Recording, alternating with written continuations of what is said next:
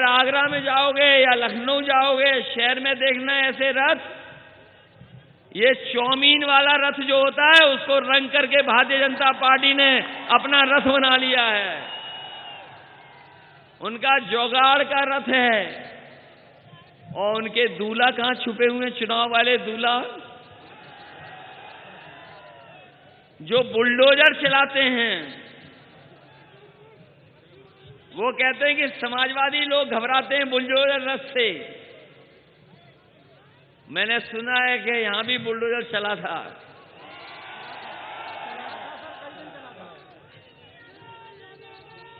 सुना है यहां भी एटा में ही बुलडोजर चला था,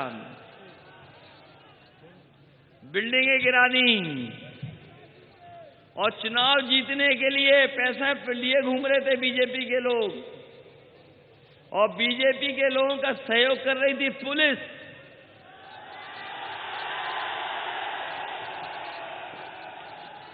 बीजेपी के साथ पुलिस चुनाव लड़ रही थी। बताओ, पुलिस चुनाव लड़ रही थी कि नहीं लड़ रही थी? अरे बीजेपी वालों, तुम पुलिस से चुनाव लड़ रहे थे और तुम चुनाव जीतने के लिए वो तो बहनों और माताओं के कपड़े फाड़े थे कि नहीं फाड़े थे इन्होंने?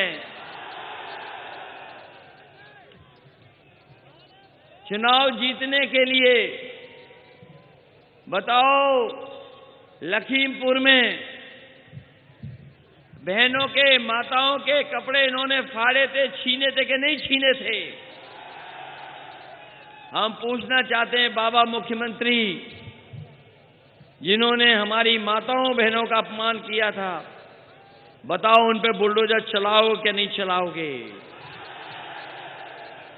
और जब हमारे किसान अपने हक और सम्मान के लिए 3 कानून वापस उसके लिए आंदोलन कर रहे थे, तो जिस तरीके से पीछे से जीप ने आकर के किसानों को कुचला था, या फिर अंग्रेजों के जमाने में जलियांवाले बाग में सामने से गोली मारी गई थी, और उसके बाद भारतीय जनता पार्टी के इशारे पर उनके कार्यकर्ताओं ने किसानों पर पीछे से जीप चढ़ाई थी, किसान कुचल दिए गए, जान चली गई, नाम आ गए गृह राज्य मंत्री के, जांच में उंगली उठी है भारतीय जनता पार्टी पर। तो बताओ भारतीय जनता पार्टी के लोग कि बाबा मुख्यमंत्री अपना बुलडोजर लखीमपुर लेके जाएंगे कि नहीं ले जाएंगे? बताओ, उनका बुलडोजर जाएगा कि नहीं जाएगा लखीमपुर? इसलिए बुलडोजर वाली सरकार हटानी है कि नहीं हटानी है? और जो बुलडोजर चला रहे हैं बैठ करके, बताओ सांड पकड़ पा रहे हैं कि नहीं पकड़ पा रहे हैं? और अब तो नई बात आ गई है, जहां बुलडोजर चलाना चाहिए बुलडोजर नहीं चला पा रहे। एक सड़क बनाई बीजेपी वालों ने, वहां पर नारियल तोड़ा गया, सड़क टूट गई, नारियल नहीं तोड़ रहा है। अब बीजेपी वाले नारियल लेकर के नहीं सड़क का उद्घाटन करेंगे, अब वो टमाटर लेकर के जाएंगे, और जब टमाटर मांगे तब उद्घाटन होगा। ये हमारे बाबा मुख्यमंत्री जी की सरकार है। ये कहते हैं कि माफिया है समाजवादी पार्टी में। बताओ कहां है माफिया समाजवादी पार्टी में? अगर कहीं माफिया आज है सबसे ज्यादा, तो वो भारतीय जनता पार्टी की सरकार में हैं और उनके संरक्षण में हैं। अगर कोई मदद कर रहा है आज अपराधियों की, तो वो भारतीय जनता पार्टी की सरकार है, वो समाजवादियों की नहीं है। हम तो कहते हैं भारतीय जनता पार्टी से कि माफियाओं की सूची जारी क्यों नहीं कर रहे हो आप? बताओ, किसी ने माफियाओं की सूची देखी है?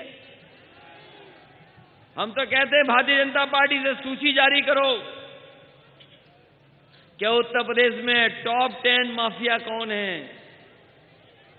अगर सूची जारी होगी तो वो भारतीय जनता पार्टी के संरक्षण में रहने वालों की टॉप 10 में सूची में नाम आएंगे। अगर उत्तर प्रदेश को किसी ने पीछे ले जाने का काम किया है तो वो भारतीय जनता पार्टी के लोग हैं। इनका काम और विकास देख लिया कि नहीं देखा?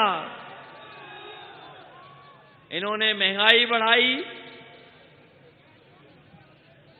इन्होंने नौकरियां छीन ली, रोजगार छीन लिए। ये जो तख्ती दिखा रहे हैं, बताओ आप अपमानित हुए हो कि नहीं हुए हो बीजेपी की सरकार में? यहां अटेवा वाले भी कई होंगे, अटेवा पेंशन मांग रहे पुरानी। बताओ आपको अपमानित किया सरकार ने, नहीं किया?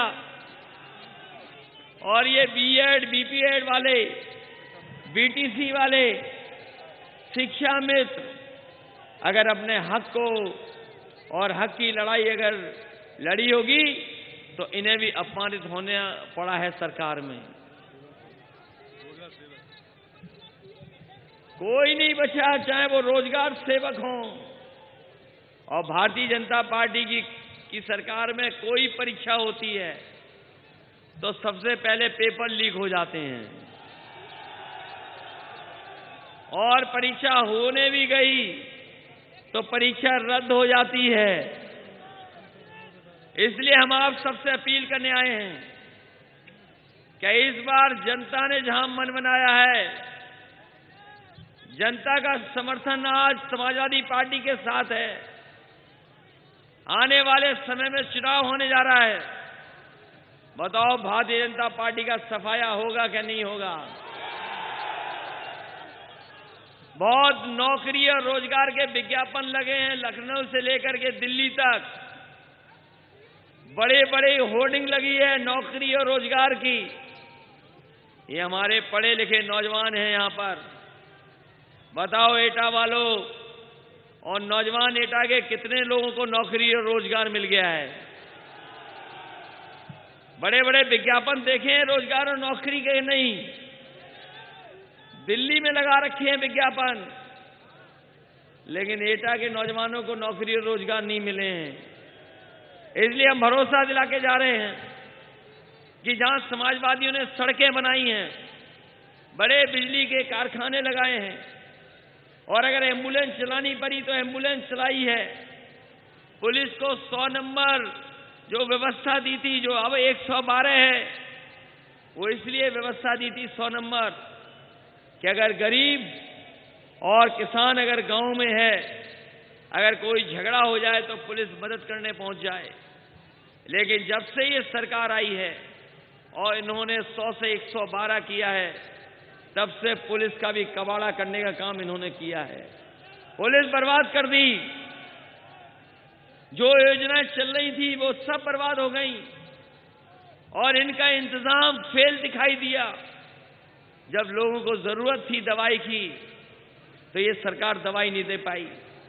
जब लोगों को जरूरत थी कोरोना के समय पर कि अस्पताल में बिस्तर मिल जाए, तो किसी गरीब को हमारे बिस्तर नहीं मिला। न जाने कितने लोगों की जान चली गई। अगर ऑक्सीजन समय पर मिल जाती तो न जाने कितने लोगों की जान बच जाती। ये वही सरकार है जो मां गंगा को कहती कि मां गंगा है हमारी। हजारों हजार लाशें बह करके चली गईं। बताओ गंगा मां में लाश बहते देखी कि नहीं देखी आपने? इन्हीं लोगों ने कभी नोटबंदी पर लाइन लगवाई थी, जीएसटी लाकर के हमारे व्यापारियों को बर्बाद कर दिया। कोरोना के समय पर लाइन लगानी पड़ी दवाई को लेकर के, सफाई किसी को डीएपी नहीं मिली, यूरिया नहीं मिली, और अगर किसी को खाद भी मिल गई तो जब घर में जाकर के बोरी देखी होगी तो 5 किलो की चोरी हो गई कि नहीं हो गई। जो किसानों के फसल की पैदावार की कीमत न दे पाए, और जिन्होंने वादा किया हो कि आय दोगुनी हो जाएगी, अभी धान बिका है आपका। अगर किसी का धान खरीदा गया हो तो बता दो हमें, एटा के लोगों, किसी का धान खरीदा गया हो तो बताओ। धान नहीं खरीदा गया और खाद मिली नहीं। जो इंतजाम मंडी में होने चाहिए थे वो बर्बाद कर दिए। ये सरकार चला रहे हैं कि बड़े बड़े लोगों की मदद कर रहे हैं, हमारे गरीबों की जेब का पैसा लूट करके ये अमीरों की तिजोरी भरने का काम कर रहे हैं। इसलिए आपसे हम अपील करना चाहते हैं कि एटा में बहुत अन्याय हुआ। अन्याय हुआ कि नहीं हुआ? बड़ी संख्या में लोगों पे मुकदमे लगे हैं। मुकदमे लगे कि नहीं लगे लोगों पर? और हर एक के मुकदमे लगे हैं, हर तरह के मुकदमे लगे हैं। लोगों को परेशान किया कि नहीं किया यहां के? अच्छा, कोई विकास हुआ है तो बताओ हमें। यहां पर कौन सा बड़ा काम हुआ है बताइए एटा में? इस बिजली के कारखाने के मुकाबले कोई काम एक हुआ हो तो बता दो। ये एम्बुलेंस किसने चलाई? समाजवादियों ने चलाई। ये 100 नंबर वाली व्यवस्था जो 112 हो गई, वो किसने चलाई? समाजवादियों ने लैपटॉप भी बांट करके दिखा दिए। समाजवादी लोग महिलाओं को पेंशन भी दे रहे थे। पेंशन छिन गई कि नहीं छिन गई? लेकिन समाजवादी पार्टी ने तय किया है, आने वाले समय में अगर सरकार बनेगी तो अभी तक तो हम लोग 500 रुपए दे रहे थे, अगर 3 गुना भी देना पड़ेगा तो समाजवादी सरकार में अपनी माताओं बहनों को 3 गुना समाजवादी पेंशन देने का काम करेंगे। चैनल को सब्सक्राइब करें और घंटी जरूर दबाएं।